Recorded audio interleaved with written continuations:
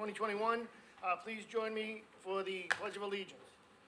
I pledge allegiance to the flag of the United States of America and to the republic for which it stands, one nation, under God, indivisible, with liberty and justice for all. Thank you. Please be seated. All right. Item number 189, appointment, Mr. Sagarino. Mr. Sanchez.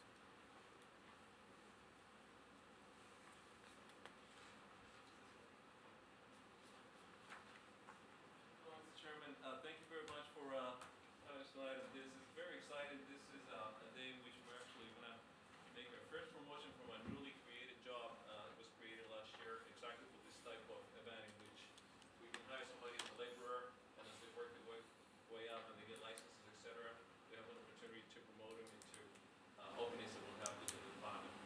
So tonight we have Nicholas Tricome here with us.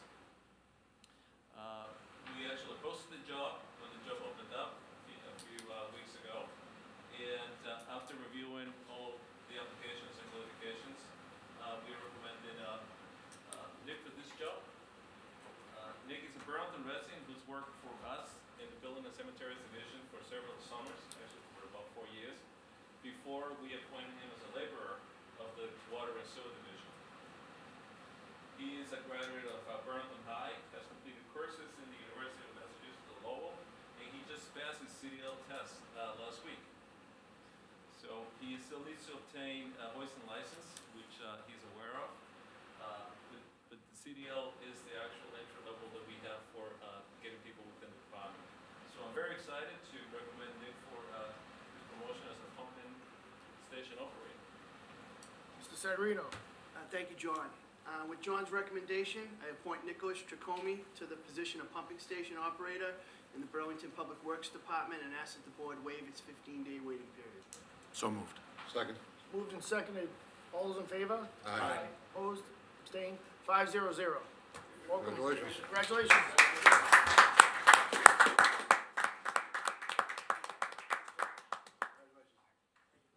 Nick. Good luck. John, don't go anywhere.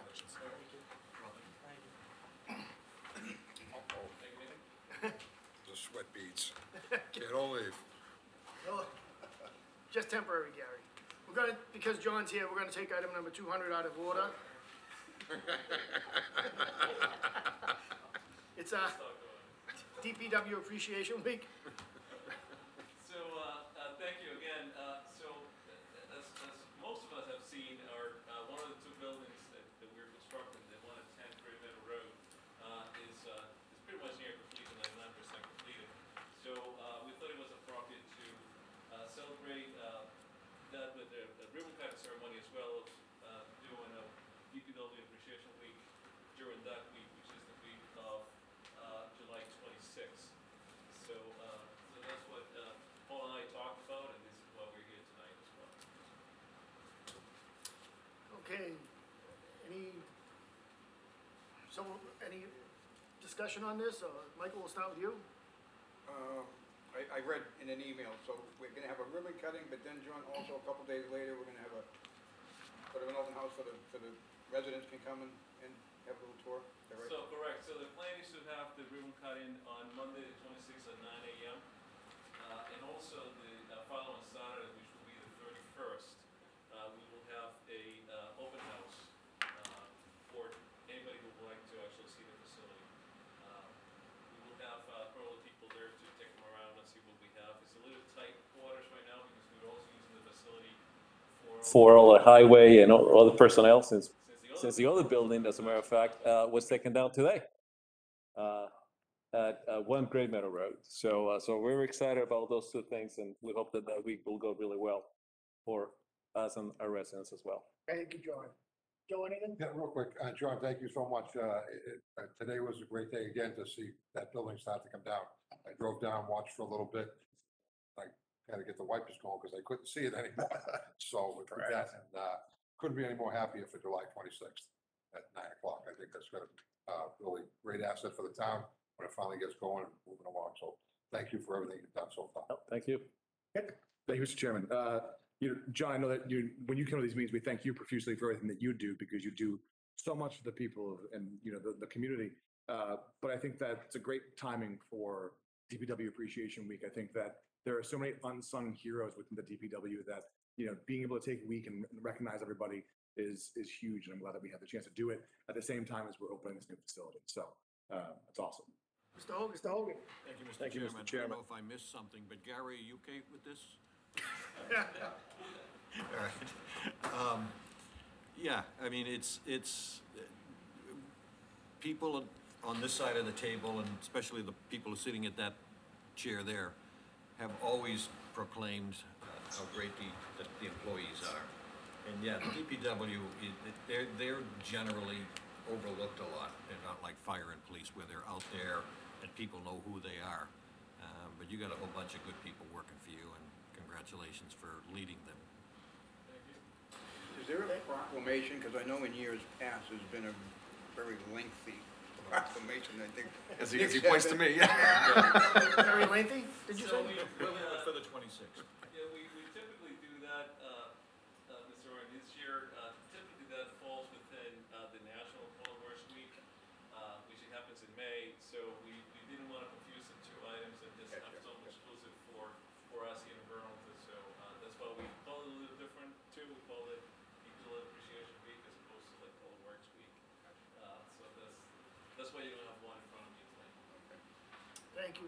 John, just to echo what the other members said, it's nice to see our employees not in a building that's 50, 60, I don't even know how, decades old. You say the building came down today, today's probably the rest of the building, but that building started to fall down years ago. So, no, honestly, it was in horrible shape. I'm glad that the DPW now has, a good workplace and a nice, clean environment. And again, your DPW just, you don't wanna think about if we didn't have them. We wouldn't have the roads plowed, water leaks it would be a nightmare without them. So just thank your employees for us. I certainly will, thank you. Thank you, John. Paul, you wanna do, no.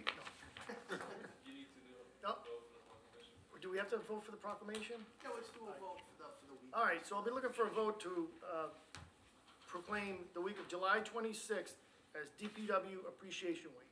So moved. Second. No, go ahead. Moved and seconded. All those in favor?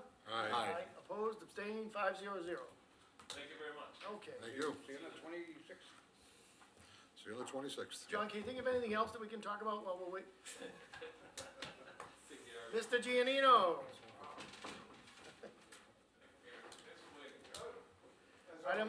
Agenda item 190, appointment, treasurer collector, admin assistant.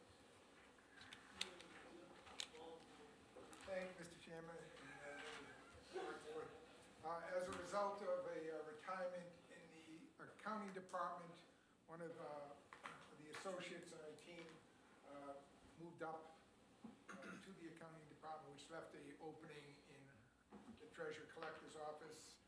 We posted the position internally and externally, had over 50 applicants, interviewed probably 12 people with the help of Joan Faust, Human Resource Director, and Terry Clement in my office. Our end result was the recommendation to this board through the town administrator for Jane Etheridge. She came in for 2 interviews. We had a testing. We had 2 finalists. We went through some testing, and Jane did quite well on the test, so we decided to, with the approval of the board, offer her the job. Thank you, Mr. Giannino. Mr. Sagarino? And with Gary's recommendation, I appoint Jane Etheridge to the position of Administrative Assistant in the Burlington Treasurer Collector's Office and ask that the board waive its 15-day waiting period. So moved. Second. Okay, moved and seconded. All those in favor? Aye. Opposed, abstained, 500. Is she here? Thank you for your patience, Mr. Giannino. Thank you. Is she here? It's always a pleasure. Is she here? Gary, is she here? No, she is not. She is away on vacation. So, Good way to start. sorry. No, very nice, being on vacation. She will be here on, starting, now they have the approval to tell her she's starting on August 2nd. Very good. All right. Thank you. Okay, item number 191, approval for appointments and committees. Mr. Sagarino. Thank you, Mr. Chairman. We have a couple committees that we didn't do at the last meeting. Broken down into, there is one committee for the select board, and then 3 committees that are town administrator appointments. If the board chooses, we can do the town administrator appointments as a group. I just want to point out some of our original backup. We had Charles Viveros as the housing partnership member from the ZBA, but it's actually John Sullivan. But other than that, it should be as was printed in your backup. And I wish to make those appointments to the Cable Advisory, the Housing Partnership, and the Youth and Family Services Advisory Committee. Okay, any discussion, or are you gentlemen okay taking one vote for all 3? I do have one quick question, only because I know she's very involved in town. Is that Rita Shaw or Rita Shah? Okay. Read a shot. Shah? Yeah. All right, S-H-A-H is her. Okay, any discussion on this?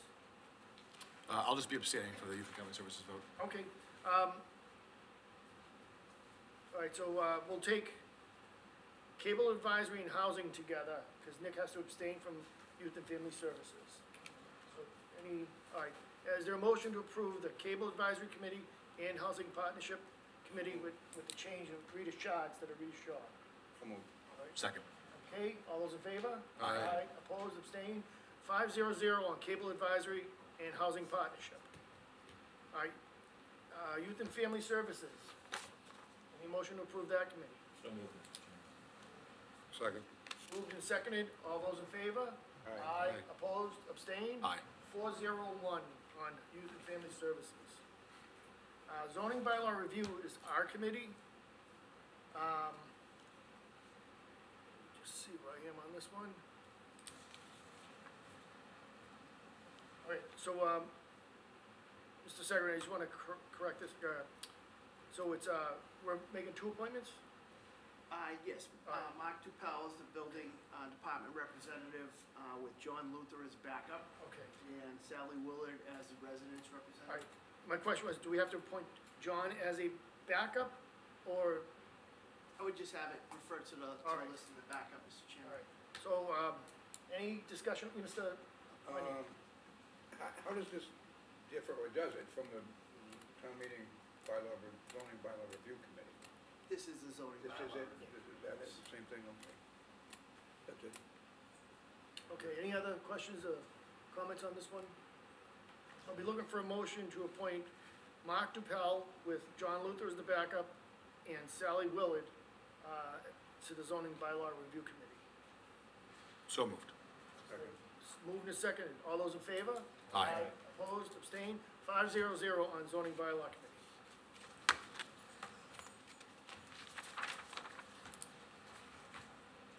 Okay, item 192, approval, National Grid. Come up to the table and identify yourself, please.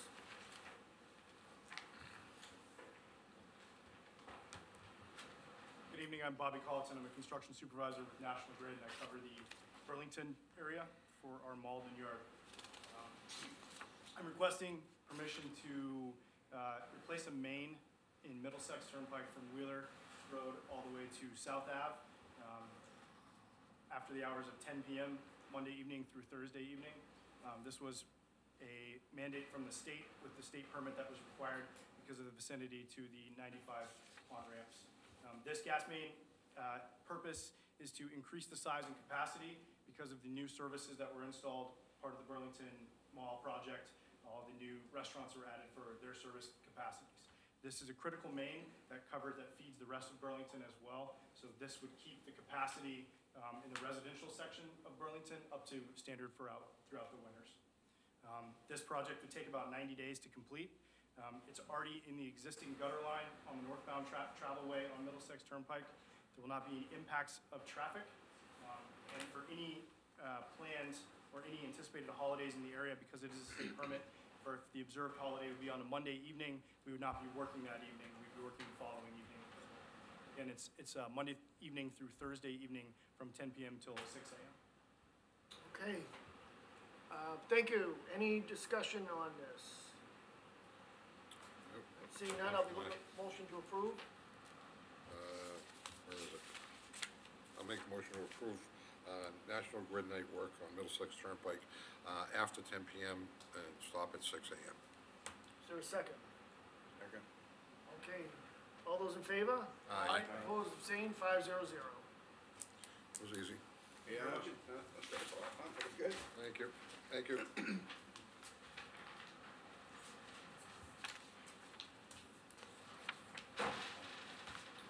Okay.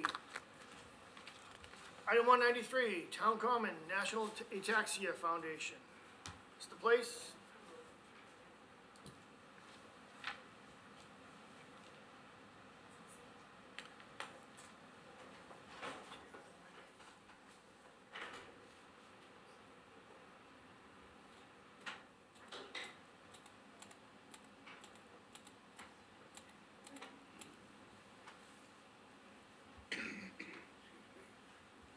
Hello, my name is Doug Place. We're here tonight to request the comment for August 21st when we're gonna have a walk on August 21st. Okay, this was, if not mistaken, we did this 2 years ago, but we couldn't do it last year, so now it's back. Yes, 2 years ago, we had the walk, we had the comment secured, but we also had the Middlesex gym, which is the school committee, and it rained that day, so we had our walk in the middle school gym. All right, any questions on this or comments from the board? Michael, Joe? I would just like to point out that Doug came with a small entourage of family and friends with him, and that the Great Dane lying on the floor there, the service dog, he's a beautiful dog. But thank you all for coming tonight. Yeah, the Great Dane is wicked, controlled by Donna Grisella, and Donna is here with her husband Rich, and I also have my wife Deb with me this evening. Great Dane doesn't seem to be too interested in what we're talking about. Any other comments, questions? No, I mean, you did this, well, you didn't do it on the common, but we've gone through all of this with all the people you're supposed to talk to, and so I'm comfortable with all of this. Yeah, I think it's great that we can bring awareness to ataxia, and thank you both for organizing this and holding the event. I think it's great, so. Okay, that being said, I'll be looking for a motion to approve this. I'll make the motion. Second. All right, motion's moved and seconded. All those in favor? We do have a couple of questions. Oh, okay. Should we require porta potties, for this event? We're expecting about 50 people. It runs from 9 until 1. May I, Mr. Yes, Chairman? absolutely. Paul, could the staff work with, Yeah, we these could folks and- definitely work and work come to that a out with conclu- Doug. Call the office, we'll talk to Betty and get that part of it figured out. Okay. Any other questions, Doug? Is there anything? I believe that's it. Okay, that being said, I'll be looking for a motion to approve. We got that first, made and seconded. All those in favor? Aye. Opposed? Abstained? 500, ahead of myself. Thank you very much. Nice seeing You're you, Doug. welcome. Thanks, Doug. Again. Okay, item 194, acceptance of a microchip scanner. Wendy?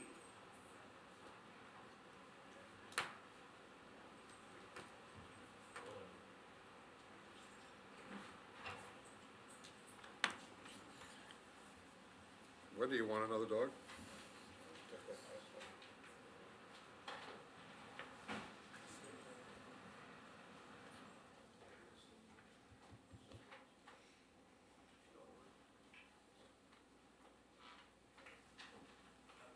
Wendy, just identify yourself for the record. Yes, I'm Wendy Delmonico. Okay. President. Okay, I'm back. you're back, and So we had a very successful microchip scan clinic back in June, and the microchip scanner the first one was presented to the police department. But again, we wound up with more money. So some of the dogs that came to the clinic already had chips, which they found out that day that they didn't know about, so they had appointments, but we didn't use them, and a few no-shows.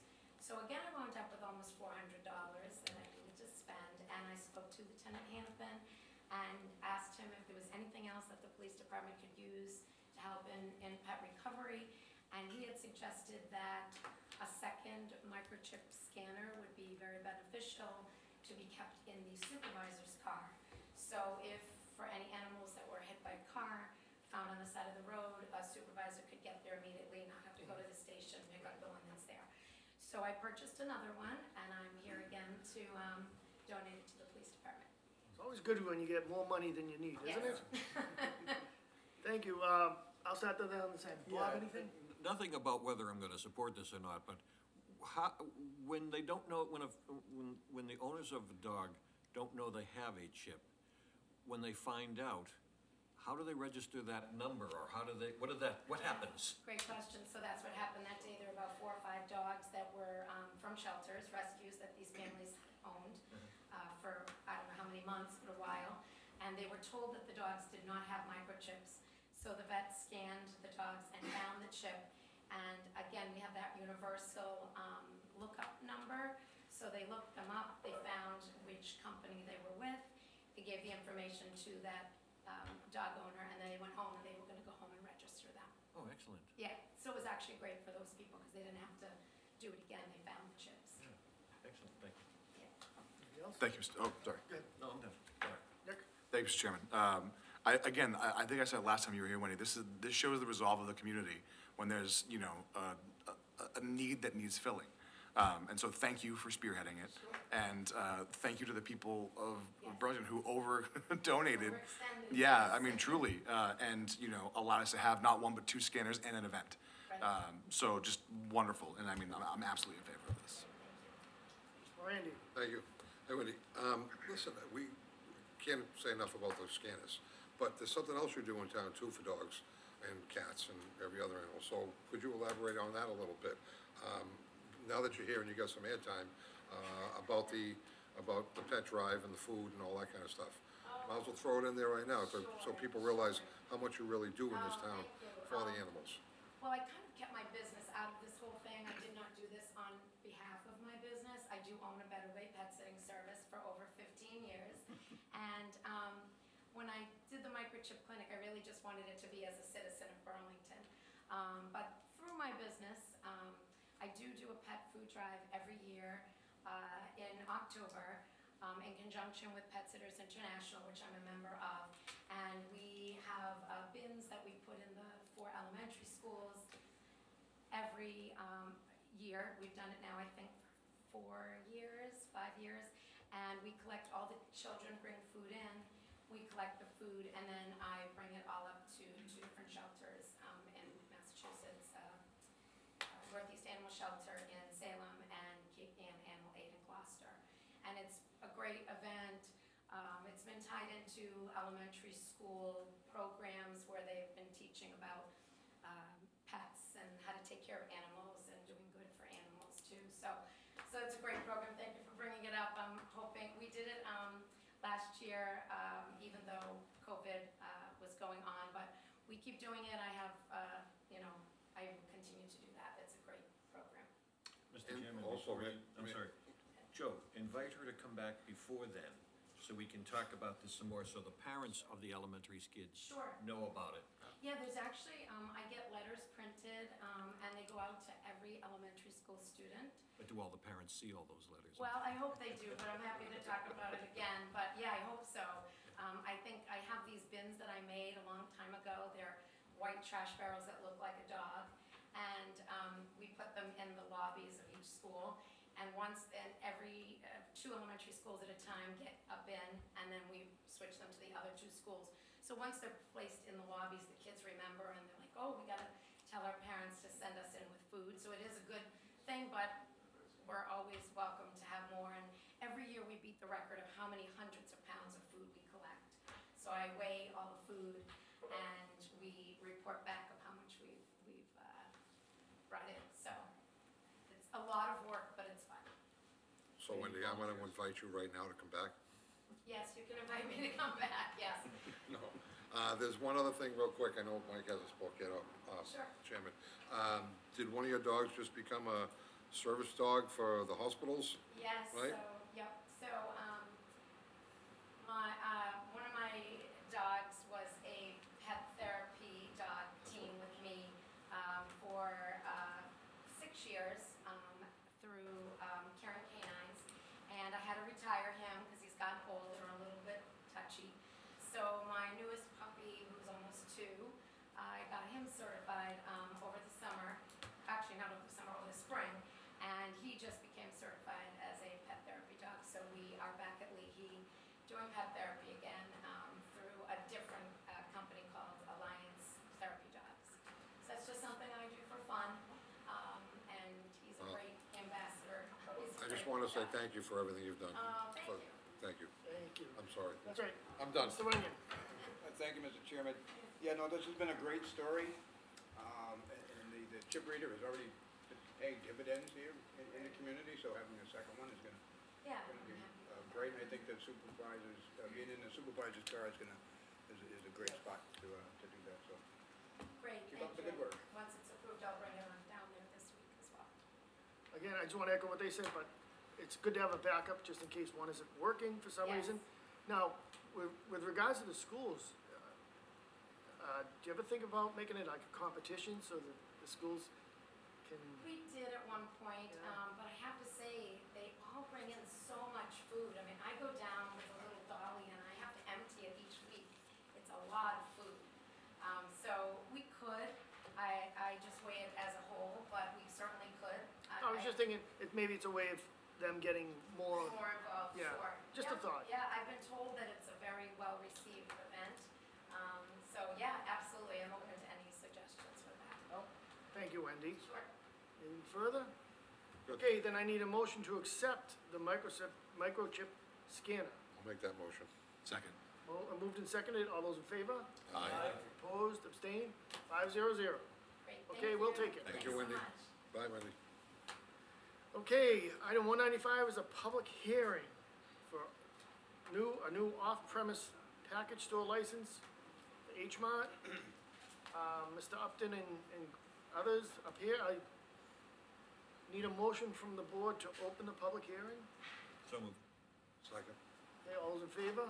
Aye. Aye, opposed, abstained? Chairman, can you vote the ad into the record as well, please? Okay, And and- as printed. And a motion to vote the ad in as printed. Second. All those in favor? Aye. Aye, opposed, abstained, 500 on the ad as well. Mr. Upton, the floor is yours. Just identify yourself for the board, please. Thank you, Mr. Chairman. Good evening. Andrew Upton for the applicant, and with me is Will Wood, the proposed manager of record, current GM at the store, and Jen Chang, who is the senior manager. H Mart is seeking a wine and malt package store license to use as its existing store at 3 Concord Road.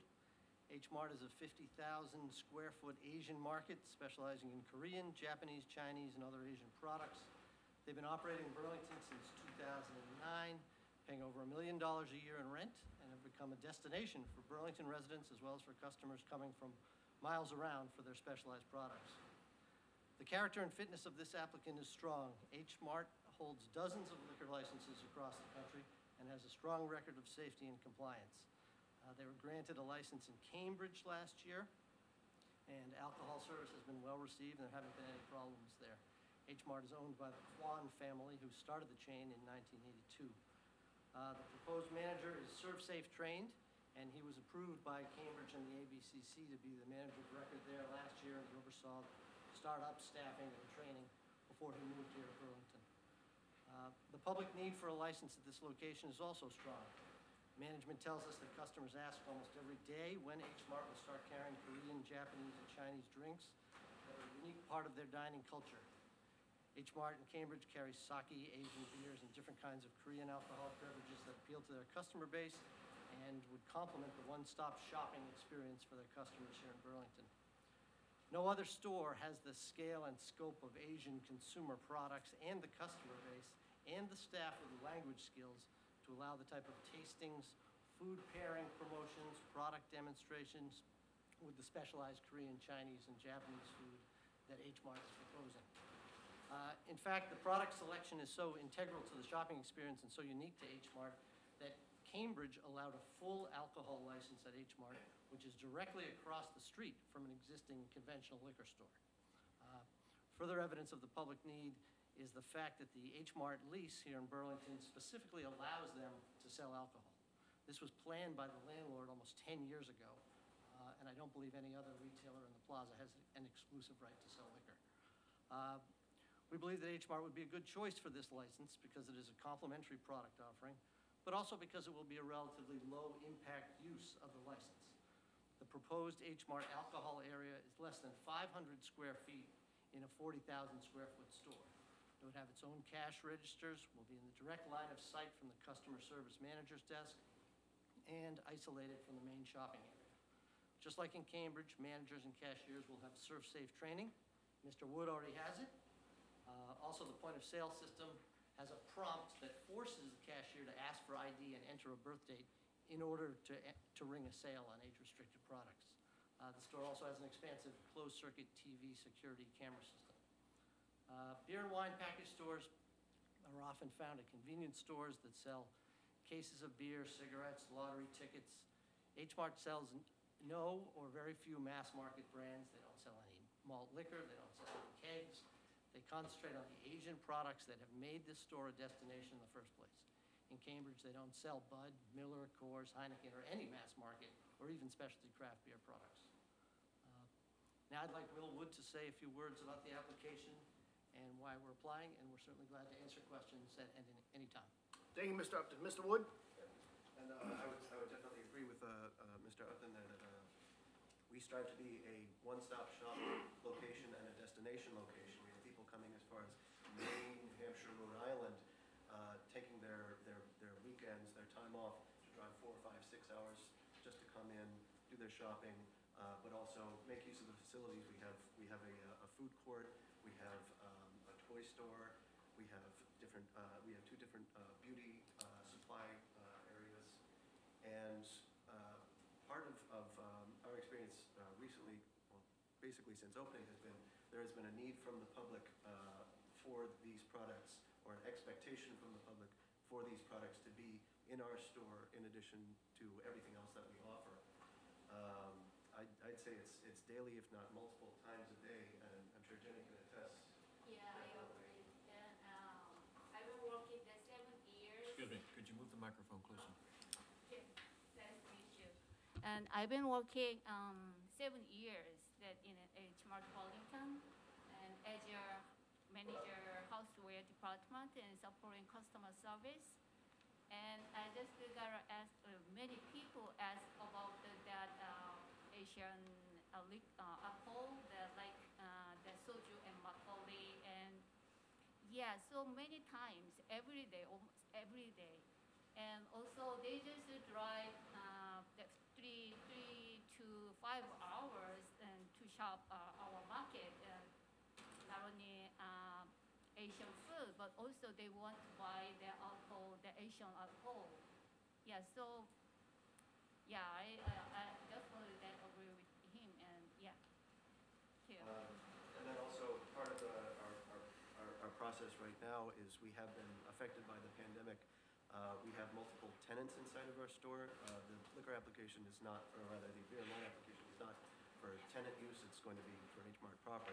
But we have multiple tenants in the store that have been affected by the pandemic and either have had to reduce or close or withdraw from consideration for taking some of those spaces. Right now, we're trying to make use of one of those spaces opposite customer service because one of our specialty tenants, the ginseng store, has decided that business is down far enough that he can't justify taking 2 spaces anymore. So this is the space we're trying to retrofit for beer and wine. We're trying to give them a break in the meantime until we can get that space sorted. It's definitely had an impact, and I think that from public interest, this seems like a clear-cut way to increase customer participation, interest, and to drive business for us. Okay. Anything further before I go to the board?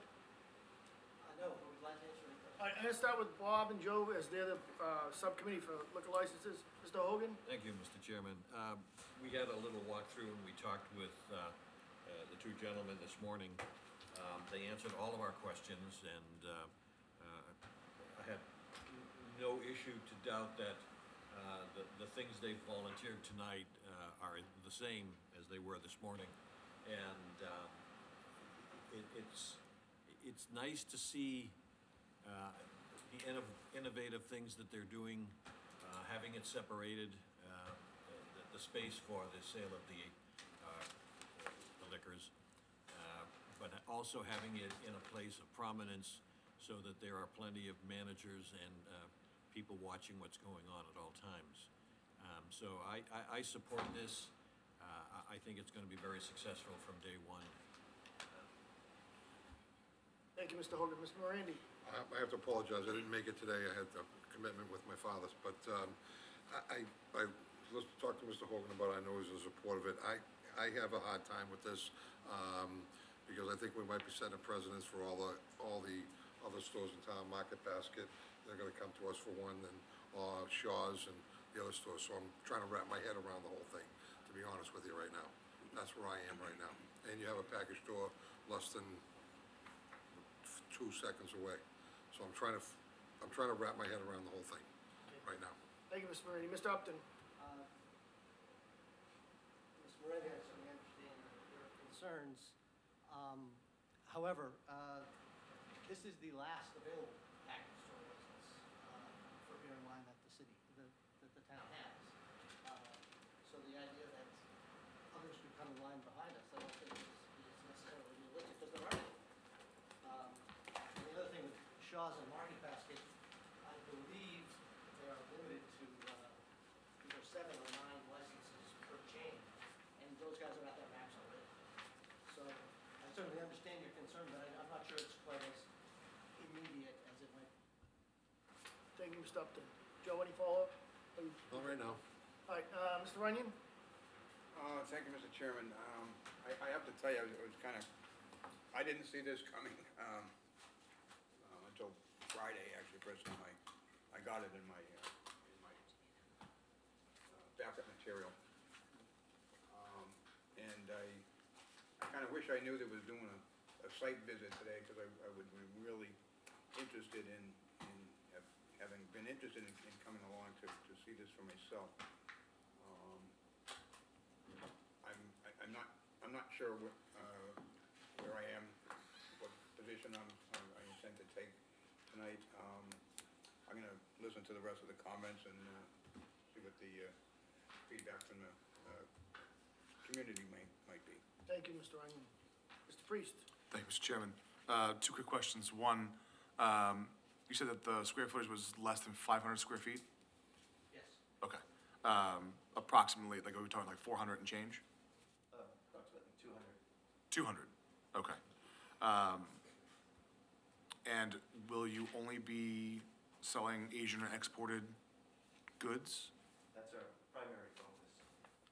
But is that what you'll, I mean, like, I wouldn't necessarily say exclusively based on public interest, but from our headquarters point of view, from our point of view at the store, and certainly from what we've done at Cambridge, these are the items that we're focused on primarily, is the soju, sake, makgeolli, haichu, and imported beers. That's what our customer base is looking for.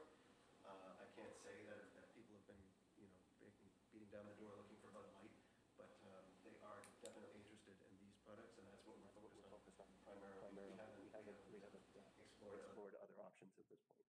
Sure, okay. And, sorry, Mr. Upton, you said this was a point of sale, so it's only in this location that they can purchase the alcohol, correct? Yeah, the cash register would be in this area. in this space. Okay. Thank you.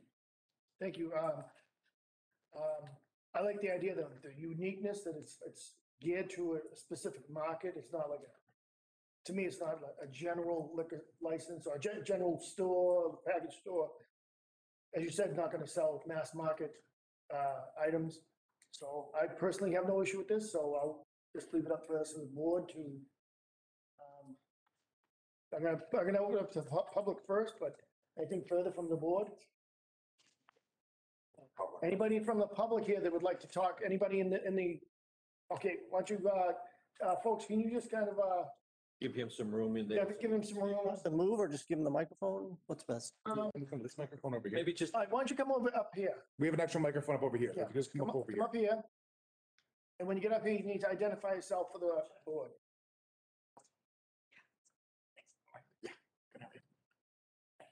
Good, you?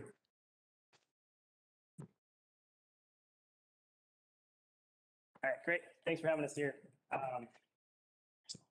I'm Kamaris Kang, so one of the sons, my mom, as well as my brother here, our mom, own the Burlington Wine Spirit Store. What's his name? Cabero Kang. So we're in the Middlesex Commons Plaza shopping plaza. So again, not 30 to a minute away. You can even walk there if you wanted to. But we just came here to stress that we've been in the town of Burlington for more than 20 years, family-owned business. Our mom works there, uncles, aunts, cousins. And so obviously the big concern for us is the proximity of the H Mart store, especially selling beer and wine there. A lot of the products they're potentially going to be selling are things that we already sell in our store currently. So we've got more than 100 types of the soju, the sake, the makgeolli, rice wine, the different baijiu Chinese spirits as well that they mentioned as well. We have sections on the shelves in a highly visible spot. It's on our sign in the store as well. So we get a very good amount of the Asian community as well coming to shop at our store too. And like they were saying, people come from Connecticut, Rhode Island, New Hampshire, Vermont, Maine, who do come to our store. And they mentioned multiple times how impressed they are with the selection, that they've never seen such a large selection before, as well as the different types of items that we have at our store currently. So in terms of the selection, we have more than 160 different Asian wines, more than 20 different Asian beers. And of course, a lot of that is kind of associated with the Korean section.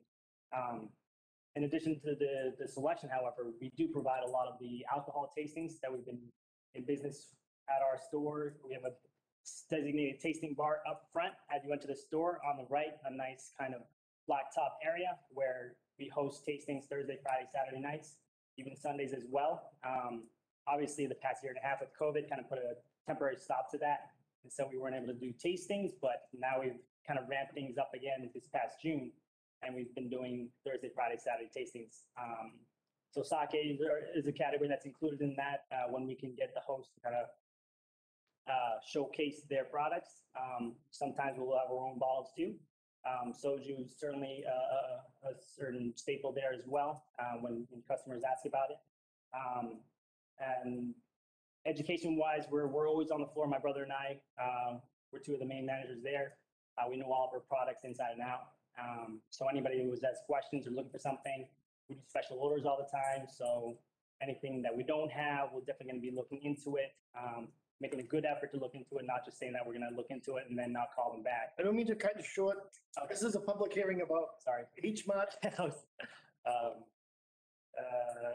Yeah, that's what I wanted to say about our store personally. You want to pass around the photos? So Oh, yeah, so does this have to do with the H Mart license?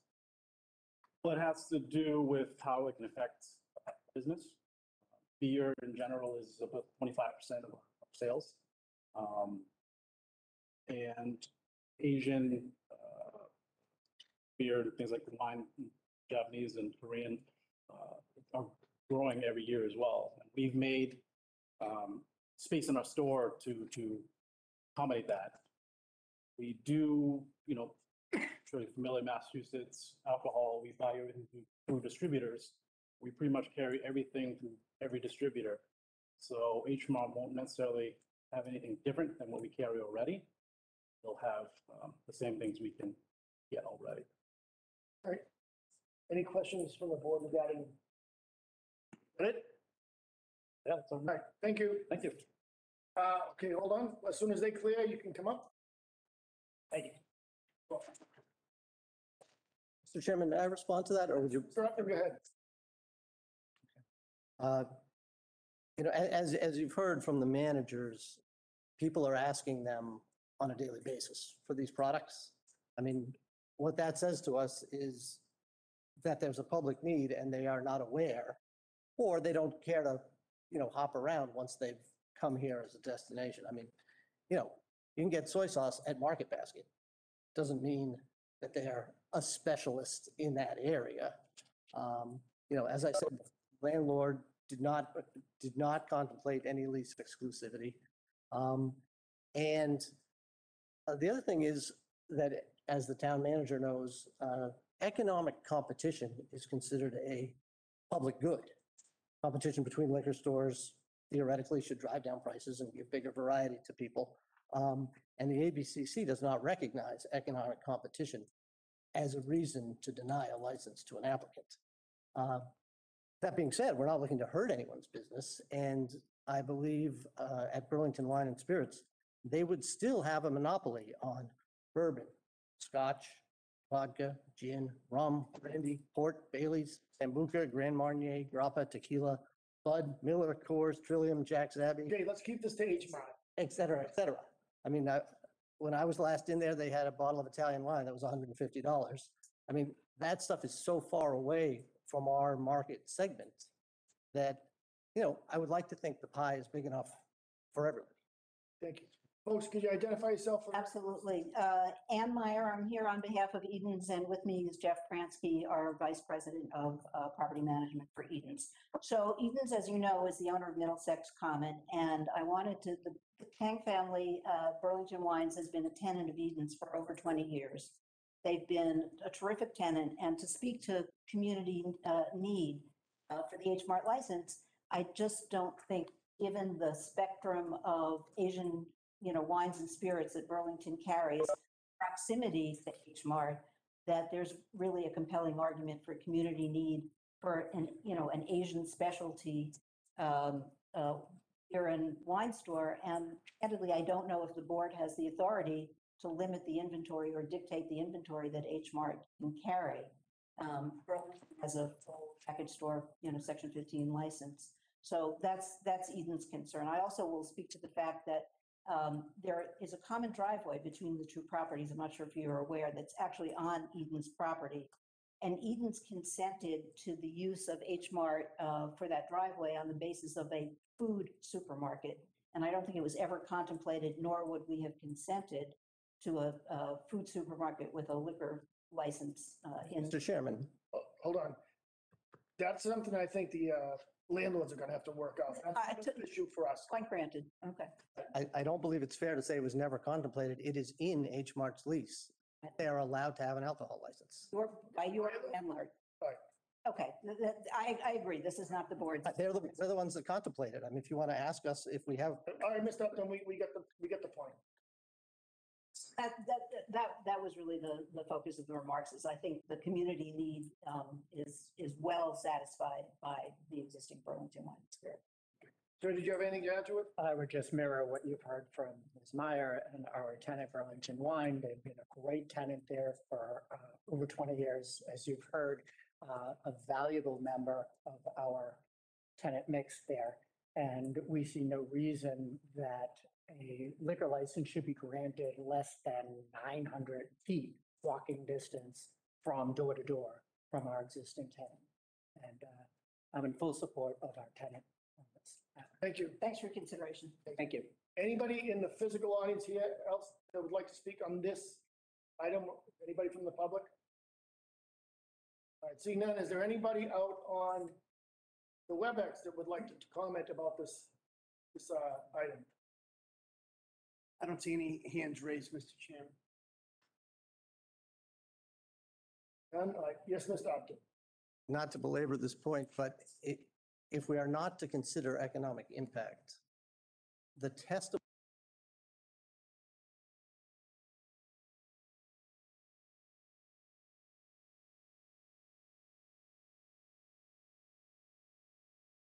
Do I have any discussion, thoughts, or?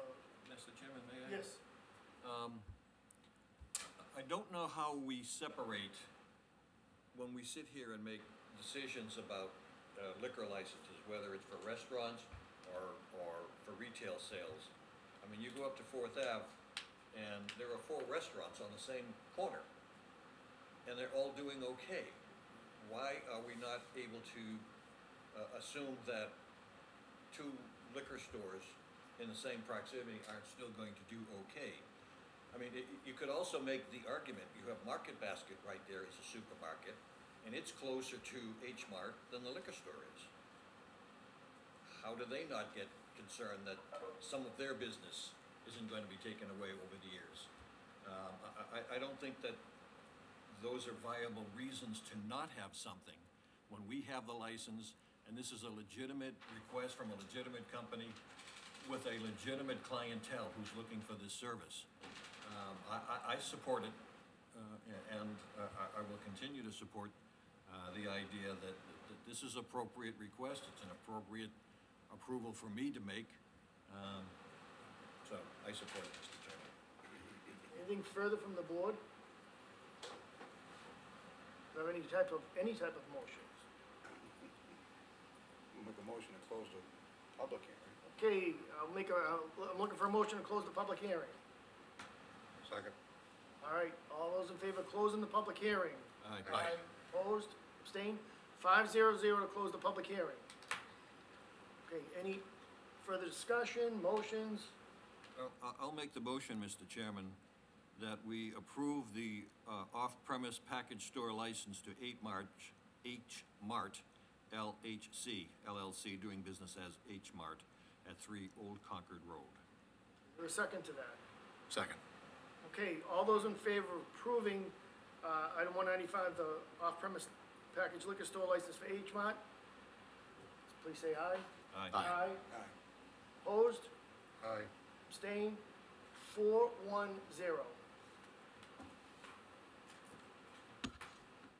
Thank you very much.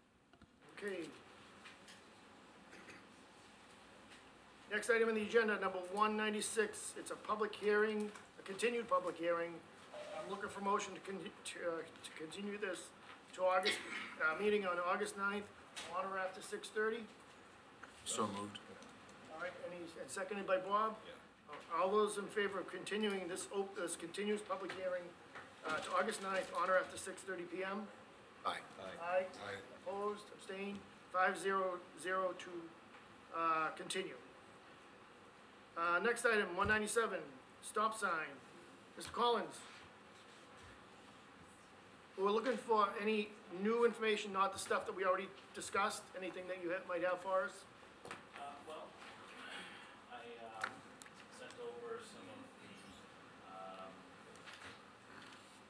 passages that I had excerpted from the MUTCD, just to make sure the board was aware of all those. I can go through them if you like, because I can send them exhibits. So, Yeah, we got them. okay, so if you'd like me to go through them, I can do that. Or I can whatever is asking. I did prepare some presentation, so it's. Is it different than the last presentation? Well, it's mainly to just go through these exhibits.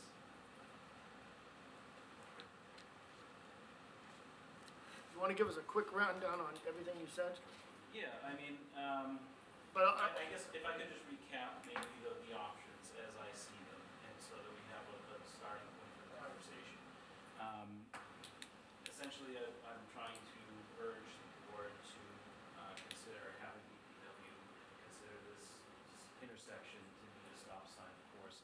And the 5 options, as we've all discussed off and on here, as I understand it, is 1, we could just do nothing, but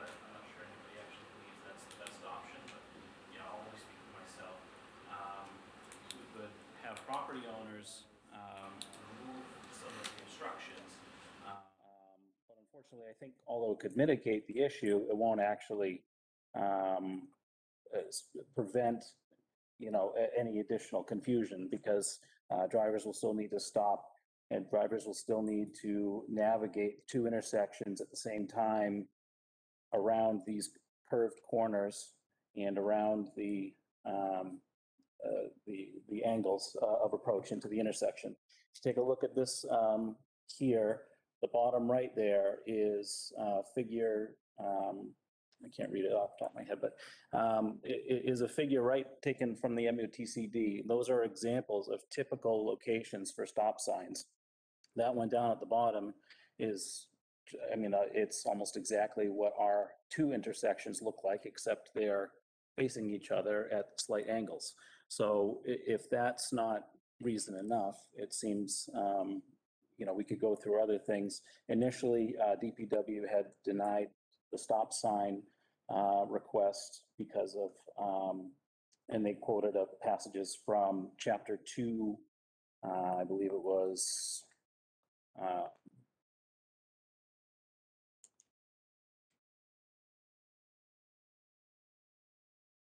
2B 05, 06, and 07. But to be honest, I believe that actually encourages what I'm trying to say as opposed to the other way around. Paraphrasing, it says, when a full stop is always required, a stop sign shall be used. Shall is a word that takes away all discretion, and Richfield, in my opinion, does in fact require a stop to properly assess the right of way. Again, angles, curved roads, and two intersections right on top of each other, you need to assess the right of way all at the same time. Section 2B06 basically reiterates what 2B04 also says, which I mentioned at the last meeting, that the use of stop signs on minor streets should be considered if restricted views require road users to stop in order to adequately observe conflicting traffic. There's no way you can adequately observe conflicting traffic when you have to assess bicycles, pedestrians, skateboards, dog walkers, and the vehicles on top of all of that. Coming from 6 entries to the intersection, if you're counting the 2 intersections as 2, plus a 7th if you count the driveway that's right in the middle of the intersection. So there's a lot for a driver to process in just those few seconds. And without stop signs, the town is essentially giving drivers a pass to assess the right of way while moving, which in some intersections is fine, but in this one, it just isn't, because there's just too much to consider and too many restricted views to make that reasonable. That's basically a quick run through, but as I see it, essentially the MUTCD actually encourages, if not requires, stop signs at this intersection. Thank you, Mr. Collins. Mr. Morandi. Thank you. So, use my words carefully here. I don't agree with you. I see no obstacle. When I stood up there the other day with Mr. Priest, Mr. Hayes, the police, who's McDonough? Jerry McDonough was with. I don't see it. I don't see any reason for a stop sign to go in there. The obstructions you point out in this little map here, I stood there, I watched, I've been up and down that road 1,000 times. I'm going to disagree with Mr. Hayes. He does it for a living. This isn't something that I take lightly. I take these gentlemen up here that do all this for us, that do all this work. This is what they do for a living. I'm going on his recommendation, plus what I saw up there myself. That's just my opinion. Sure, fair enough. Thank you, Mr. Runyon. Mr. Runyon. Thank you, Mr. Chairman.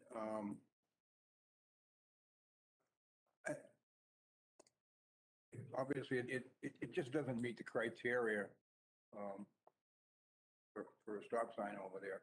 If we were to allow this, then we'd be, we'd have to do the same for any other number of requests from residents in different areas of town, and I'm certain there would be plenty of them.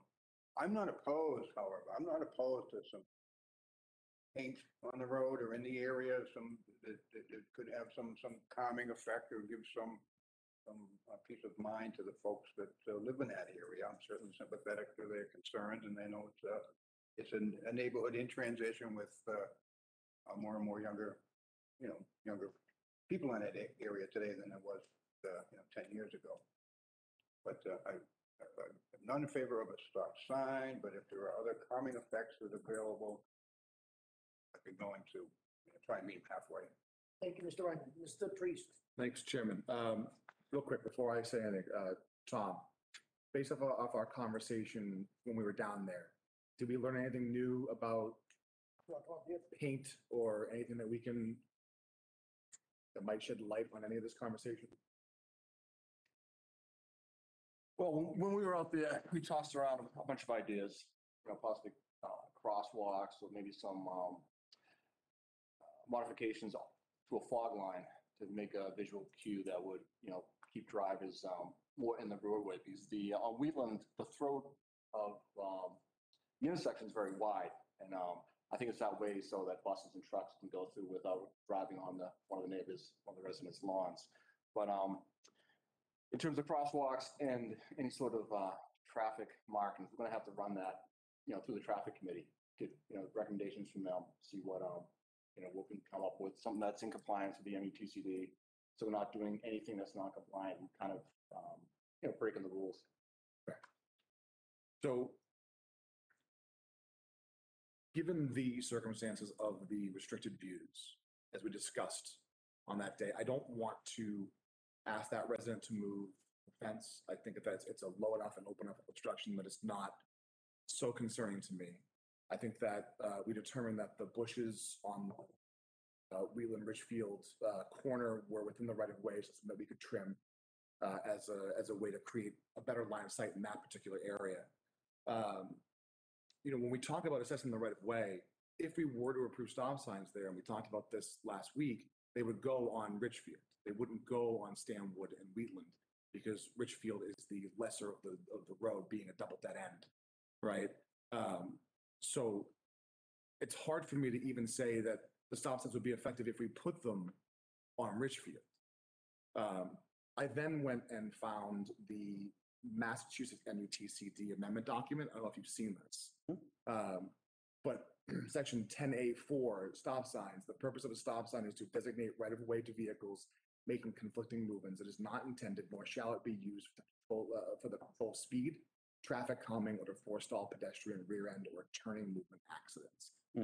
So right there, the state is telling us that we can't use this in the way that you're hoping to use it for, right?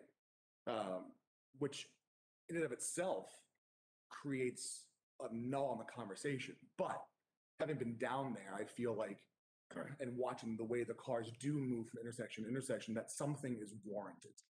I know that when we talked about the possibility of even adjusting that intersection, I know you're saying that it's more for buses. If we were going to do anything, that the cost would be fairly high. And so I wouldn't propose that at this time. Maybe it's something that we continue for a discussion to see how much we could reduce and if it would be worthwhile.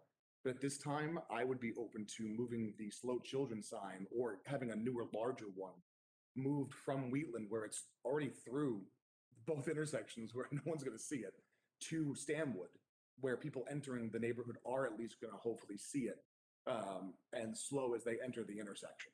But again, I'm in terms of, traffic calming measures, stop signs can't be used per the Massachusetts amendment to the MUTCD. If I could respond to that.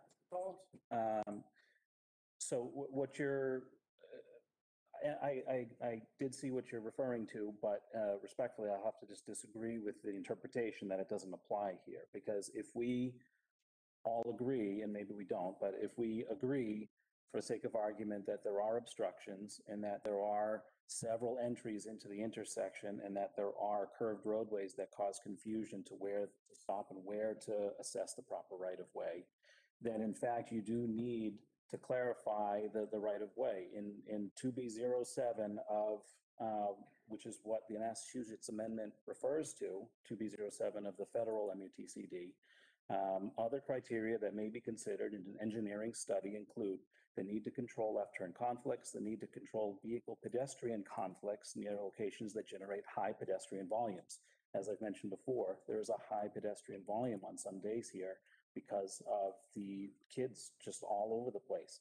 Kids already in the intersection have the right of way. And vehicles that don't see them, that aren't stopping in time are the danger, and that's the problem, or one of the problems. But Clarify, sorry, just to clarify. Sure. So you're proposing that the stop signs go on Richfield? no, and what I'm saying is in another spot, I was going to address that in a minute, but there's another section in MUTCD that does allow for that to be changed at the discretion of the engineer based upon certain specific criteria. And so, I mean, I would love to have an opportunity to sit with Tom so that I can fully understand, because what I understand here is there's no restriction for stop signs. The way I interpret the MUTCD and the Massachusetts Amendment is that there are specific circumstances that allow for it, and Richfield Road, Wheatland, and Stanwood all meet those. Thank you, Mr. Collins. Anything else, Nick? No, that's everything. Mr. Hogan? Thank you, Mr. Chairman. Thank you, Nick, for a lot of that, for all of that, I'm sorry. We have an awful lot of employees who we depend upon for information and decisions, to help us make decisions. In this particular case, in many cases, but in this particular case, I have to agree with the staff opinions, because that's what they do. They're engineers, they're police officers, they're safety officers. I'm none of those things. And I need to hear from them, and they gave us the answer that they came to the conclusion they came to. And that's who I have to listen to, because that's why they're here, among other things, but that's why they're here. And if we don't pay attention to what our staff says to us, then our staff isn't going to pay attention to us when we ask them for things. So in this particular case, I consider their opinion to be the decision that I'm going to make. Thank you, Mr. Hogan. I'd ask and understandably, your staff is fine. This is DPW Appreciation Week, and I don't want to put a tamper on that. I appreciate everything DPW does, but on this case, I have to disagree. And I would ask that the board consider the expertise sitting at this table as well. As a resident, I'm in that intersection multiple times a day. I see the cars go by. I see the kids go by. I know that intersection better than anybody else in this room. So I would ask the board to at least consider that as well. Thank you, Mr. Collins. I'm just going to reiterate what I told you the other day. I know from professional experience that people don't pay attention to signs. This police department here issues thousands of citations a year for sign violations, and that's with a marked cruiser in sight. So good drivers might pay attention, bad drivers will not. I know that. And I also referenced a personal time back in December 2006 when another operator ran a stop sign, struck my car and another car. I had that false sense of security that I'm okay, they've got a stop sign. I think a stop sign gives people the feeling that they're not vulnerable, they're protected, and they're not always. I just don't want someone thinking, oh, they're going to stop because they've got a stop sign. That's what I thought before I was out of work for months, when someone ran a stop sign and hit me. So again, based on my professional experience, based on the numbers of citations for sign violations that just the Burlington Police Department does, based on expertise, I just can't support stop signs. Like, I'll agree with Nick, and I've mentioned to you, I think it's a poorly designed intersection. Something could be done, but I just don't think stop signs are the answer to this problem. And Tom, I'm going to ask you, maybe you can meet with the traffic safety committee. I mean, they're all paid experts, so to speak, and see what options we can come up with to kind of calm that intersection and do what we can. Let's get a safer intersection. But I just think the general sense of the board is that stop sign is not the way to go. So, that being said, anything else from the board? I think that, just say one more thing, I'd like, Mr. Randy? Tom, if you could, thank you. If you could get the guys, you know that sign that was entering Wheatland Heights or whatever it's called there, we can get them to trim that stuff down a little bit. I would say that's about the only obstruction that I saw over there, and that's not even, I was sitting in my car, and I could, well, I have a truck, so I was pretty over it. But other than that, I saw no obstructions over there, so that's about the only thing I could Thank you, see, Mr. see that. All right. Chairman, Yes, Mr. Priest? So knowing that this is on for discussion this evening, I would imagine that Tom and the traffic committee had a chance to speak before we get back together in August, at which time we can render an official decision with any extra information that may come. Oh, all right. All right, so you want to, is that a motion to continue? Well, I mean, it's on for discussion, so I assume that we'd be continuing it to our next meeting. Well, Unless someone wants to make a motion. unless someone yeah, I'm gonna say unless someone wants to make a motion. I'd like to make a motion to deny the stop sign with the condition that, Mr. Hayes, the top is trimmed down that bushes. Sorry, can we add? We can amend that? I'm gonna make an amendment. If we can add the slow children sign be moved to Stanwood. And that way, I mean, the conversation can continue, but at least we'll trim the bushes and we'll move the sign for something. Right, Mr. Morandi made the motion to deny. With, your condition is trim it. Nick's condition is to move the sign. Any other additions that any board members would like to make, or? Tom, all I ask is, my condition is to review with the traffic safety committee and see if you can come up with something that'll work for this intersection. Will do. Okay, motion's been made to deny with those conditions. Is there a second? Second. All those in favor of denying this as presented? All right, with those conditions, aye. With those conditions, with those conditions. All those in favor of denying with those conditions? Aye. Opposed? Abstained? 5-0 to deny with conditions. Mr. Collins, I appreciate your passion. You really, when you have, you really, dug your teeth into this one. I just want to say I appreciate your passion with this. Thank you. May I just request to be a part of that continuing conversation as you decide with Mr. Hayes? the traffic committee? Okay. Yep, absolutely. Okay, thank you. Do.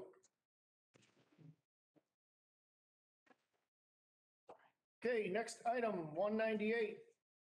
We have some recognition for the Friends of Mary Cummings Volunteers of the Year 2020. I'll read this into, I actually have a little plaque here for the volunteers. Anybody here? Here, Oh, yeah. I believe, John, you're all here. What do you guys want to come up? I'm on I down. can't see because I'm behind the TV. A bunch of us. I will get a bunch of chairs and pull them up. Yeah. Let me just start by saying, a bunch of us came, John, can you just identify yourself for the record? John Sachs, a board member, Friends of Mary Cummings Park. Kath Moore, who was one of the founding members and probably more responsible than anybody in this room for that park being here today. She risked her life at times to save that park. Ed Laturco, who did a tremendous amount of work with his experience in Lexington to working with various state reps and senators, get noise barriers. So he worked very closely with Senator Donnelly and then Cindy Friedman to make sure that the trustees deal went through. Dave Webb, been a board member for a few years. He's a town meeting member and the land use committee. And Steve O'Leary was the president for the last decade, which was not an easy time. And it was under his leadership that the whole trustees process came to fruition. And he provided a steady hand at a time when a lot of us weren't that steady. So I want to recognize Steve, who doesn't toot his own horn very much. We wanted to just mention that Kath pointed out that a lot of the original thinking to do this really came from Woburn, from the WREN organization, Woburn Residents Environmental Network. They alerted people that both Mary Cummings Park and Whispering Hill Woods were both going to be developed if something didn't happen. And Kath and her co-founders, which were Pat Riley and Steve Kelledy, Which unfortunately could not be. who couldn't be here tonight, did a huge amount of work, not only preserve Mary Cummings Park, but also Whispering Hill Woods, which would have been 600 houses inside the park. And that would have dealt a very severe blow to that whole area. Senator Donnelly and Sidney Friedman, at one time, Ken Gordon stepped up. People that we know in this town, Paul Raymond, Phil Gallagher, Dave Cummings, who's passed on, Ernie Z, Andrea Tracy, were all people who stepped up and helped the process along.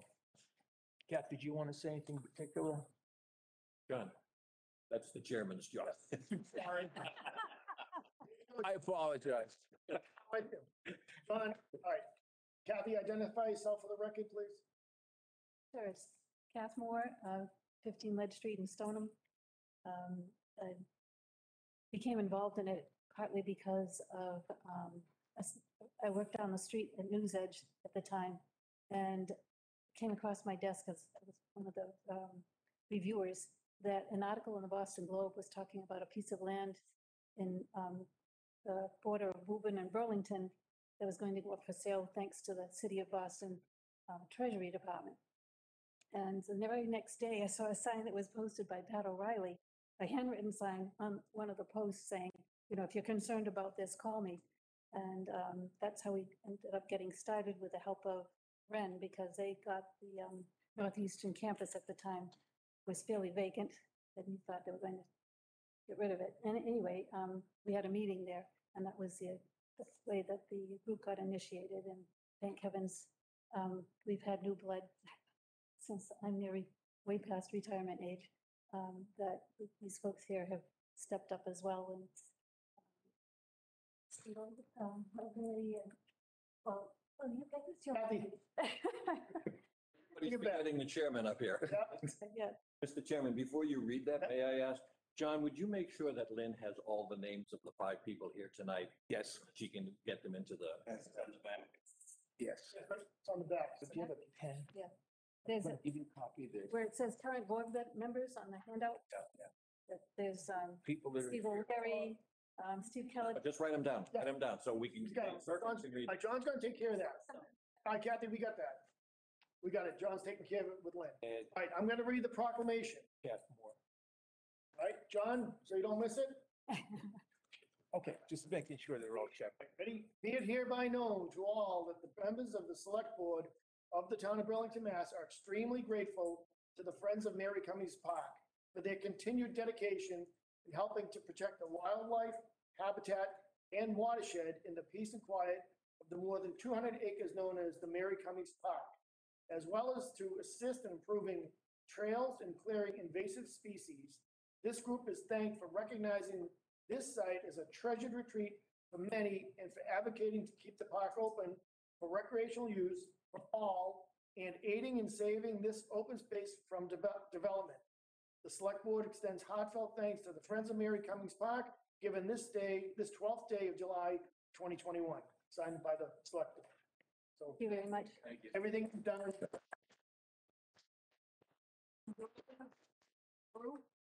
Ah. We have a proclamation for you. You don't have a headquarters, you go around. You go around and take a photo with it there. All right, John, yeah, do a photo, John. Do you? Over here. The seal. City of Burlington, Mass. Behind us. Looks better with the town seal behind. Yeah, no, out of the way. How you doing, man? Right, ready? 3, 2, 1. I'll just jump in on the side. She wants the vice chair. Should you be in there too? Nick and I's bookends, you need a wide angle lens. Perfect. Thank you. Thank you so much. Thank you. Thank you. Thank you. Jonathan, thanks. You. Thank you. Thank you, guys. Thank you. Thanks, everybody. Thank you. Thank you. Thanks for your help.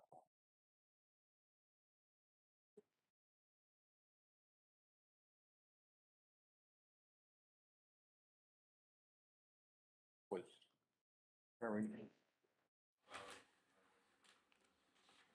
No, it actually is a very. Oh my God, it's beautiful now. Beautiful. Yeah. Probably a watershed today. Okay, next item on the agenda, we already did 200, I'm sorry, 199, Mr. Sagarino. Thank you, Mr. Chairman. For this one, we got a request from the MBTA. They want to make some improvements to the bus stops on South Bedford Street and Kimball Ave.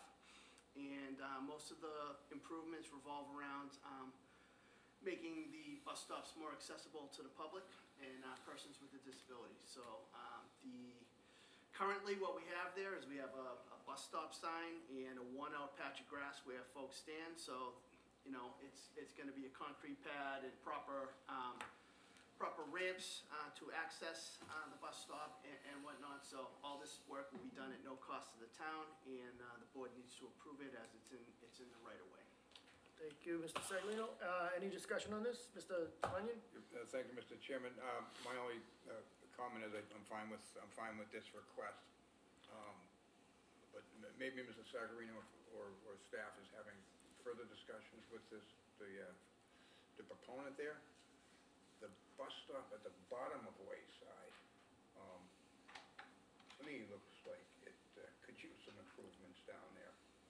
Yeah, we could It's kind certainly. of an eyesore. The plexiglass is stained yellow. The area is rather untidy. That would maybe at least take that into consideration. Thank you. Yeah, we would be happy to bring that to their attention. Like I say, I believe on an annual basis, the MBTA upgrades various bus stops for disability access, and that was sort of the reason for this upgrade to these particular bus stop locations. Thank you, Mr. Sagarino. Any other questions or comments from the board regarding this? All right, that being said, I'll be looking for a motion to approve, as this is in the right of way. So moved. Second. Okay, motion is made and seconded. All those in favor? Aye. Aye, opposed, abstained, 500. Okay, item 201, Mr. Priest. Thank you, Mr. Chairman. So, gentlemen, after a couple of meetings of discussion, various conversations and your input, I have drafted version 5 of these two. Try small cell policy. I know, these are just composition and charge documents. So we've got two committees, the Diversity, Equity, Inclusion Committee and the Transportation Committee. I did my best to work all of our feedback in, so we'll just take them one at a time. I'll walk through where we're at, and then we can discuss. So the mission statement and charges have not changed.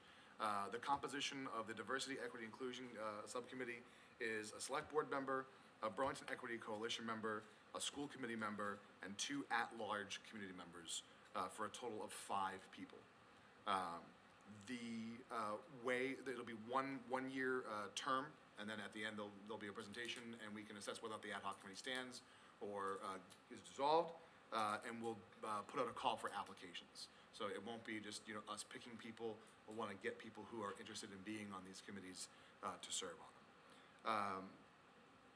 And then for transportation, a little bit trickier because there are a lot of moving parts here, but the charge involves a much more high-level strategic approach to start. So we won't be diving in too deep on any one particular area, but more or less using the master plan and the town meeting transportation feedback to kind of reach our own set of kind of goals to move forward. And again, it's 1 year term, applications to be accepted, 1 select board member, 1 planning board member, 1 school committee member, 2 at-large community members, someone from the COA board, someone from the Youth and Family Services Board, and a chamber representative. So it's 8 people, but it covers really all the affected areas that we kind of want to be discussing from a body perspective. Again, the mission statement and the charge remain the same. Okay, Mr. Morandi. So Nick, the transportation committee, is it, what is it? I mean, I know what transportation is, I'm not. Sure. I'm slow, but not dumb. All right, so the transportation committee, is it school buses? Is it travel throughout the town? Is it the OB line bus? Is it, what is it? Yes, all of it. All of it? So really, it'll be this committee's job to assess where we're at from an overall, and that's why there's a school committee seat on there, is because we want to be having that large conversation about all of the pieces that My touch. suggestion would be, Yeah, on the transportation, this is just a suggestion, find a couple of young people that have children in the school system. Yep. And they understand the bus routes or understand the buses themselves, how they work. Sure. Because there's times that buses go by, they don't pick the kids up, whatever. That's all up to the buses and the company. But I would like to see a couple of younger people on that transportation committee for the bus routes. Sure. For the kids. Yeah. That's the only thing I have to say. absolutely. Thank you, Mr. Morandi. Michael, any, Yeah, actually, a follow-up on Joe's. I sat in on a few of these transportation of the town meeting group there, and specifically to your question, Joe, regarding the younger kids, they had a small group of high school seniors who did, in my opinion, a remarkable survey with over 1,200 students responded to their survey in terms, and the question was, do you take the bus? If you don't take the bus, how do you get to school? Probably comes as no shock to anybody, but 56% of the students do not take the bus to school. They find other means, either through the parents or through friends, or they drive themselves. So there was quite a bit of good information coming out of that group there, but that's one that really stuck out in my mind. Yeah, absolutely. And so to that point, to ensure that, we kind of were hitting this, I reached out to Chairman Murphy, the school committee, so that he got the documents out to the school committee, all the members. Mrs. Monaco had actually raised that exact same point that you're raising, Joe, to ensure that we have proper representation from parents, and I think that's absolutely on point.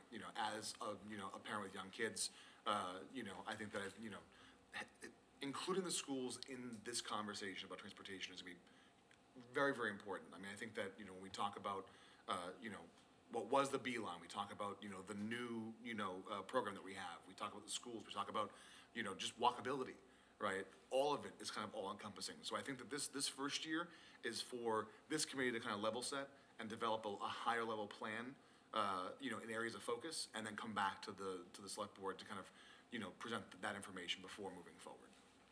Great. Thank you, Nick. thank you. Mr. Hogan? Yeah, I think the young people should be representative in that survey from the kids at the high school is important. But then we go back to my original point that I was making is you have too many people, nothing gets done. I would prefer to go back to 5 people on the committee, but then have all these other people as advisors and recognized as advisors and not necessarily voting members, so. Sure. So that's my issue. Yeah, no, absolutely. So the biggest problem that I had with getting it to 5 was that to include, council on aging, to include youth and family services, to include chamber, to include planning and school committee, right there, you're already at 5. And you've got 1 select board member, then you're at 6. And I figured those 2 at-large seats could be for, young parents, a young parent, somebody else who's been involved and is interested. You know what I mean? So it was hard to get it even below, 6. And I figured having at least those 2 at-large seats would offer some extra additional, resident representation. So yeah, it's a big committee, 8, but I couldn't get it any smaller without making sure all voices had representation. Yes, yes. My opinion, and I said it, I think, before when we talked about this, I don't think that a member of the Board of Selectmen has to be on it, because they have to come to us anyway. There's one we could knock off there, not knock off, but. I was gonna say, which one are you gonna pick? Well, you just get done watching The Sopranos? Get that, Paulie? But, you know, and again, the school committee and planning, I think they could be advisory positions and not necessarily voting members. But that, you know, that's how I would look at it if I was looking at the number 5 or 6 or whatever. But, you know, Joe had an opinion that, you know, so that gets it up to 8, and then, you know, you keep adding, so, you know, I'm not gonna argue against, you know, the board if this is what they want, but my opinion is, we're just getting back to, you know, those large committees that we've had around town that, you know, just sometimes never get anything done. Dave, And, I'm sorry, and the larger the group, the bigger the number to have a quorum. And if you don't have the quorum, a lot of the work you need to get done doesn't get done. Thank you, Mr. Hogan.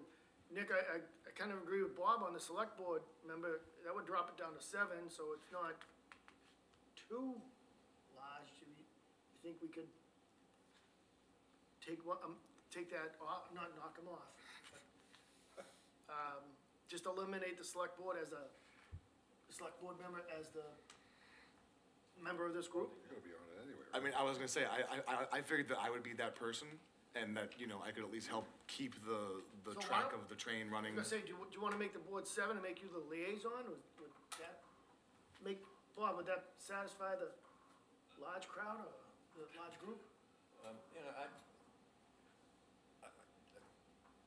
You know, I gave you my opinion, whatever you guys wanna do with that, it's up to you. All right, I look at it this way, I'm not on the board, okay. so let them do what they, and if you wanna, you'll. All right, so why don't we do this? So- I'll take a motion on to approve the Diversity, Equity, Inclusion Committee as presented. Do I have that motion? So moved. Do I have a second? Second. Okay. All those in favor of the Diversity and Equity Inclusion Committee as presented, say aye. Aye. Opposed? All right, that one's complete. Transportation. Any thoughts on what Bob had talked about regarding size of the group? I mean, if, Oh. whether or not the select board member is there, I'll be there as a liaison. If that means that I don't vote, so be it, and that gives us Okay. 7. But I mean, you know, I'll still be a part of the overall, so I mean, whether I vote or not, I don't, but Is I'm there happy a- to do. all right, Is there a motion to approve the Transportation Committee as presented with the Select Board member not a voting member? I'll make that motion for the. Is there a sake of second to discussion. that? Okay, all those in favor of? Limit for Oh, sorry. discussion. Oh, for discussion. Any discussion on this? Just one comment if I Yes. could. I could live with 7. If we start getting above 7, then that's when, Okay. you know, I think it gets. All right. So because it's a Select Board committee, the motion, I think, on the floor is to accept, to approve the Transportation Committee with 8 members, 7 of them voting. The Select Board member is not a voting member. We're in discussion right now, right? We're in discussion. What are they voting on? Well, I was gonna ask Nick, What are they voting on? They have to come back to us to vote on all the buses and routes and. Well, they'd have to come back and report to us.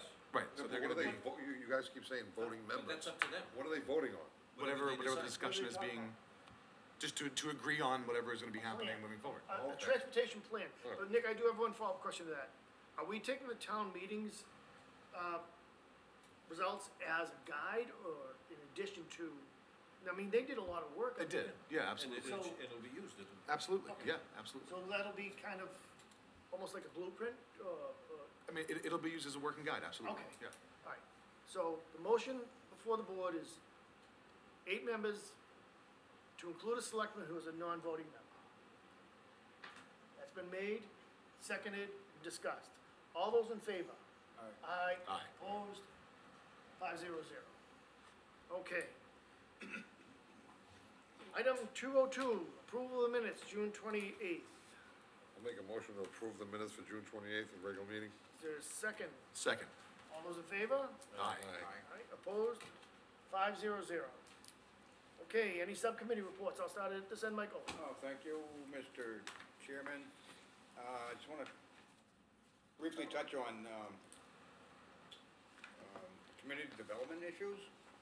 There's actually quite a few of them, and I know Paul and Melissa and John have been very active in working in the community and addressing concerns and things. But there's been some good news here, post-COVID, if we can officially call it post-COVID though, that, the fear of our office space dwindling and resizing and rents and so forth, leases not being re-signed, really hasn't been the case. The vacancy rate here in Burlington remains very strong. There is a little concern over restaurants and retail. I think Paul would agree. It's lagging just a little bit.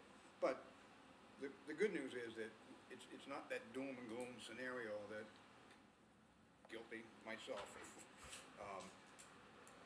predicted earlier during the COVID situation. So I think we're in pretty good shape that way. And again, kudos to Paul and Melissa and John and everybody in the administration, planning, board officials as well. The communication between the town hall and the business community has really been outstanding. I gotta say. Melissa's been working very hard on the webpage, and Nick has seen it. I don't know if you guys have seen the preview of it. It's really, really well done and long overdue. Actually, I can send you a link to that. It's not quite ready for prime time yet, but it's pretty darn close. I think we'll see it in the fall. It's a huge improvement over what we've had for decades. So good news in the economic development area.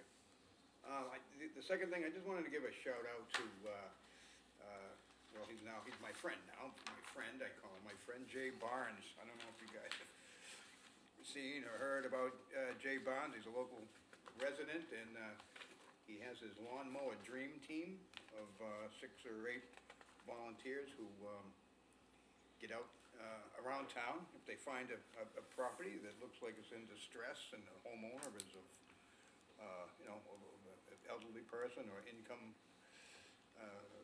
restricted, to address some of their concerns, Jay and these volunteers go out and they cut the grass, or they'll tidy up the yard, or pick up trash or things like that. It's been fun watching them over this season. They post a lot of his photographs on Facebook and so forth, and he's really quite a remarkable guy. And so it's those kind of stories that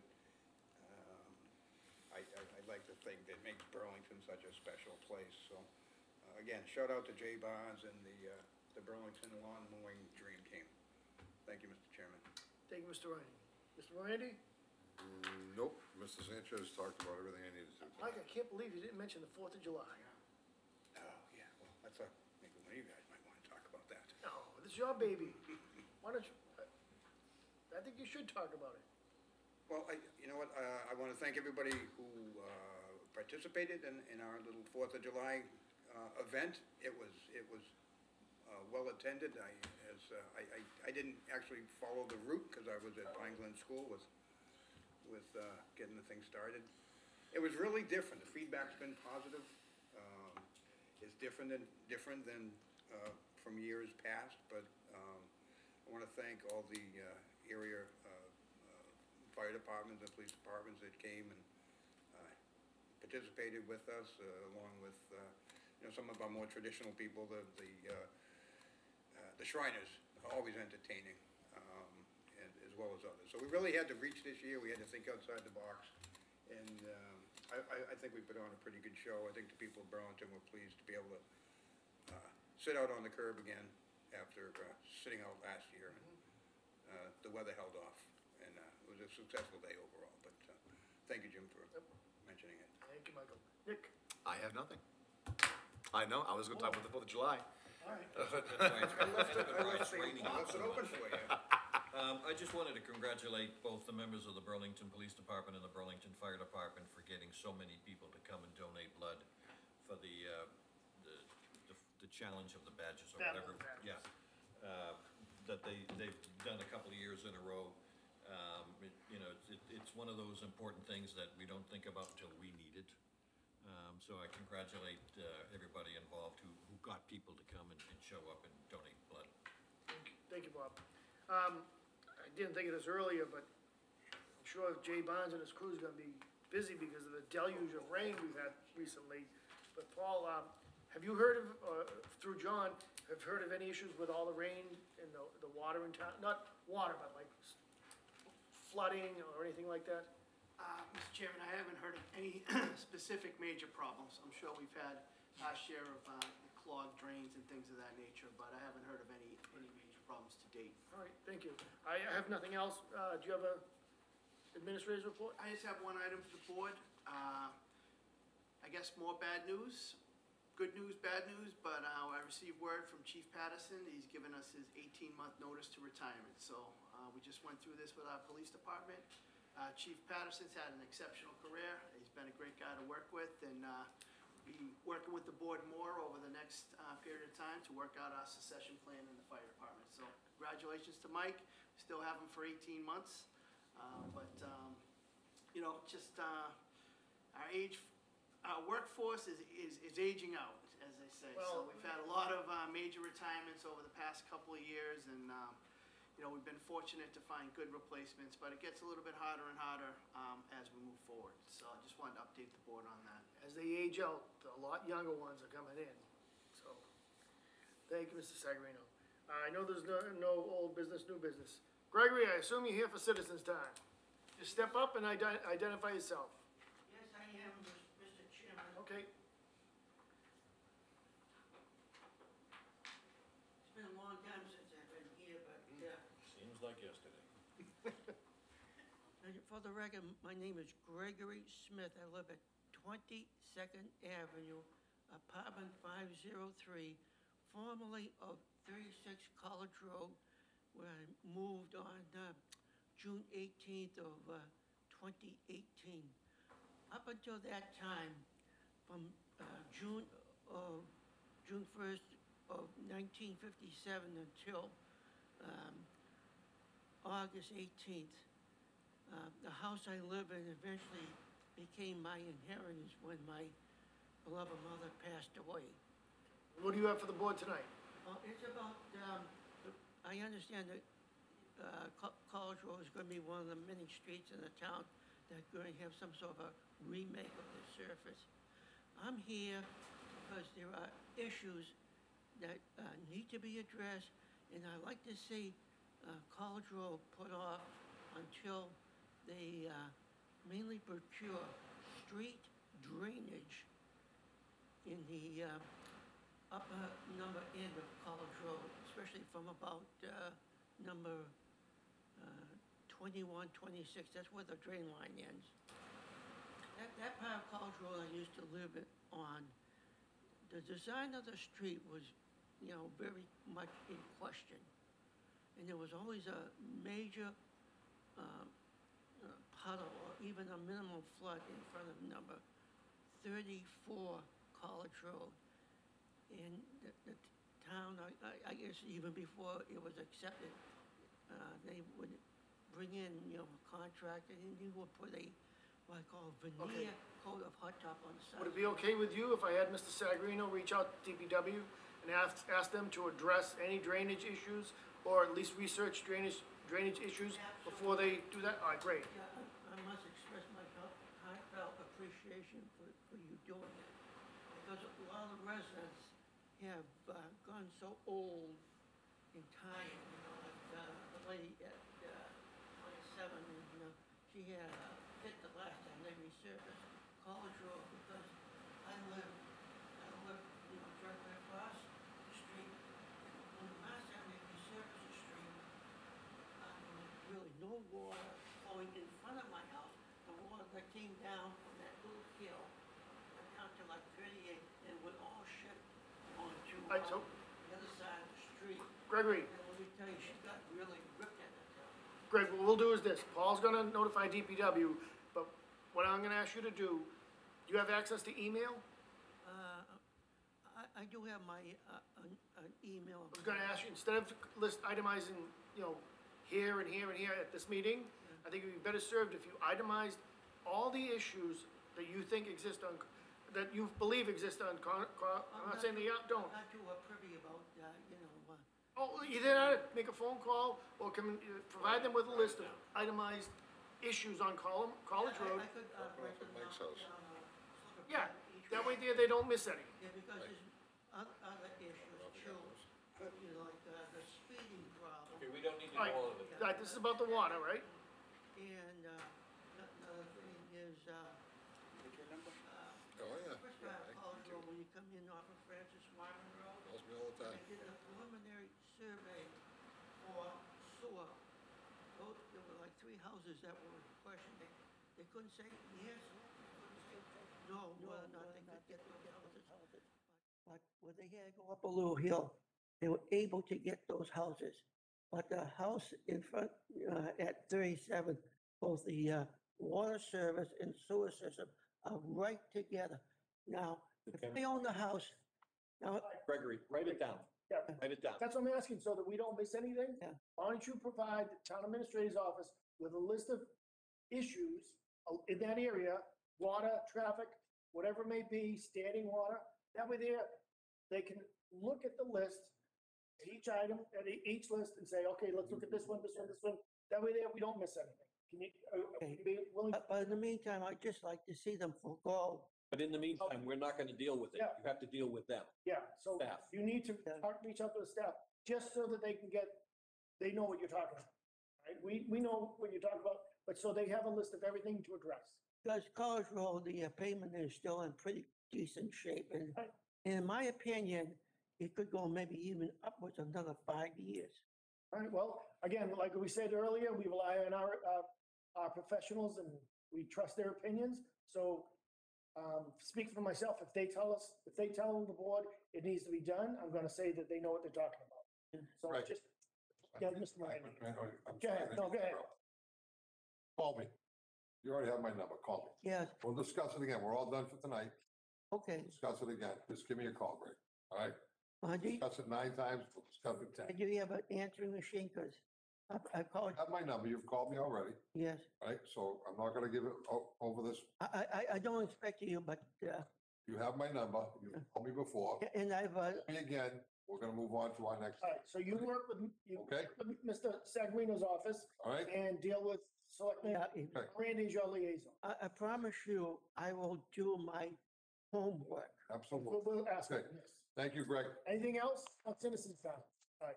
Thank you. Anybody else out in the WebEx that has nothing? No hands. No hands. All right, that being the case, I'm looking for a motion to adjourn. Oh, please, yes. Okay, do I have a second? Okay, all those in favor? Aye. Opposed, Aye. abstained? What? You go right ahead. Motion's been made, seconded, and approved. Meeting's adjourned.